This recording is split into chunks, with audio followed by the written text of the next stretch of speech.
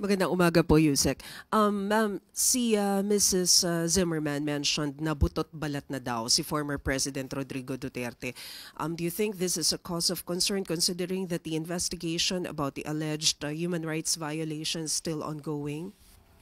Sa napanood po natin na pagsasalita ni Ma'am Elizabeth Zimmerman, sinabi niya na pumayat, yes, pero mukhang healthy, ayon sa kanya.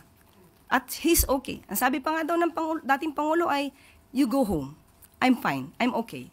So, at hindi na daw siya nag-take ng medicine. No? Parang maintenance. So, it's good for him, according to Ma'am Elizabeth Zimmerman. At yun din naman ang ibinalita ni VP Sara ng Vice Presidente kanina yatang umaga. So, saka mas maganda po talaga na natitignan naman po ang kanyang kalusugan doon mismo sa dahig. So, hindi naman po pababayaan ang Pangulo, ang dating Pangulo doon.